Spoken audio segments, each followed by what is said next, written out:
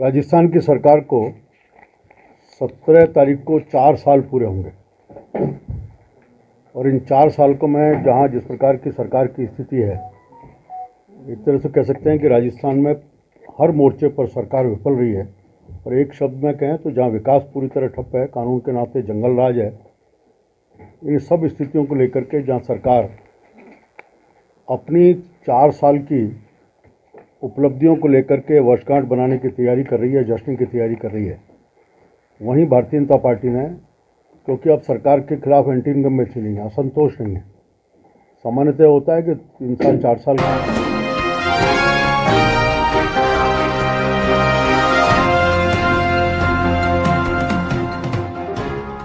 सरकार के खिलाफ एंटी इनकम्बेंसी नहीं है, असंतोष नहीं है। सामान्यतः होता है कि इंसान 4 साल के बाद किसी भी सरकार के खिलाफ एक एंटी इनकम्बेंसी डेवलप हो जाती है, लेकिन ये पहली ऐसी सरकार है जिसके खिलाफ एक ज़बरदस्त जन आक्रोश है। उस जन आक्रोश को लेते हुए भारतीय जनता पार्टी ने जन आक्रोश रैलियां सारे राजस्थान में निकालने का तय किया है। हम बात करें तो राजस्थान में चुनाव के समय इस सरकार ने कुछ वादे किए थे। उनमें प्रमुख वादा था जिसमें उनके खुद के उस समय के राष्ट्रीय अध्यक्ष ने 10 तक गिनती गिन के कहा था कि किसानों के ऋणों की माफ़ी हम 10 दिन में कर देंगे। 1 2 3 गिनती बोलकर कहा था। आज भी किसान ऋण माफ़ी की बाट जो रहा है, उल्टा ये हो रहा है कि उसकी ज़मीन की नीलामी के नोटिस आ गए और अब तक राजस्थान में कोई 12 के आसपास किसानों ने आत्महत्या इस कारण कर ली क्योंकि उनको ज़मीन की कुर्की के नोटिस आए। उन्होंने वादा किया था कि हम बेरोजगारी भत्ता देंगे। बहुत सारे युवाओं ने अपने खाते भी खुलवा लिए, लेकिन आज भी बेरोजगारी भत्ते का प्रश्न जहां था वहीं टिका हुआ है।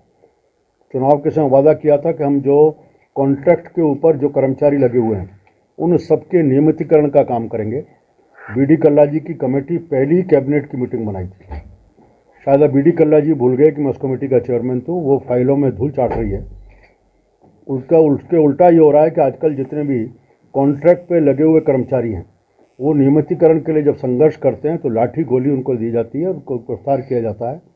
इसी प्रकार बिजली की कीमतों में बढ़ोतरी नहीं करेंगे। एक बड़ा वादा उस समय की कांग्रेस सरकार ने किया था, लेकिन बिजली की कीमतों में पिछले दरवाजे से 12 बार टैक्स का अलग रूप से बढ़ा करके बिजली की वर्चुअली उसकी कीमतें बढ़ाने का काम मुख्यमंत्री और राजस्थान की सरकार के द्वारा किया। ये चुनाव की वादे की।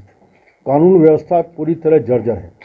हम कन्हैयालाल का हत्या का प्रकरण, जिसमें एक वर्ग विशेष के लोगों ने केवल अपनी भावना उन्होंने व्यक्त की थी, सिर धड़ से अलग का नारा लेकर के उनको किया, कत्ल करने का काम किया।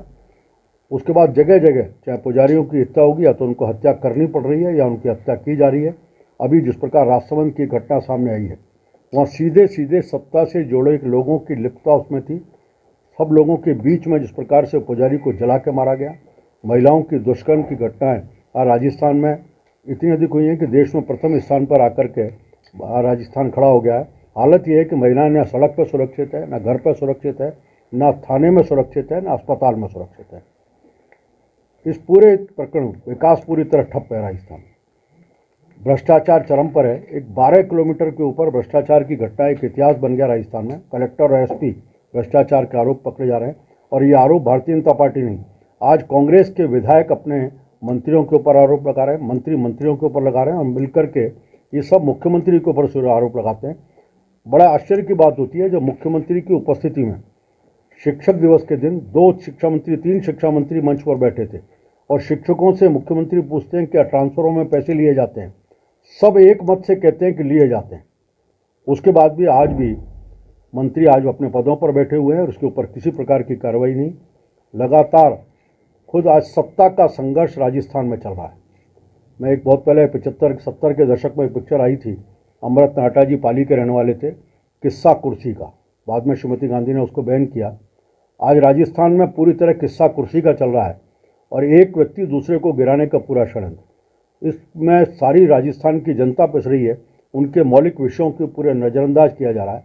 इन सब विषयों को लेकर के भारतीय जनता पार्टी ने एक जन आक्रोश रैली निकालने का तय किया।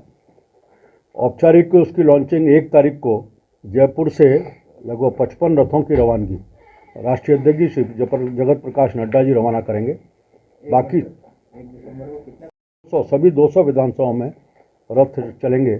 1 से 14 तक यात्रा चलने वाली। 1 को जयपुर से रवाना करेंगे, इसी प्रकार 3 तारीख को विधानसभाओं में पहुंचेंगे 3 और 4 2 दिन तय किए हैं जिन दिनों में अलग अलग विधानसभाओं में रथ रवाना होंगे। किसी विधानसभा में 30 को रवाना होगा, किसी को 4 को, और ये 13 और 14 मतलब 3 तारीख को जहाँ शुरू होगा और 13 को पूरा यात्रा पूरी होगी, जहाँ 4 को शुरू होगा और 14 को यात्रा पूरी होगी।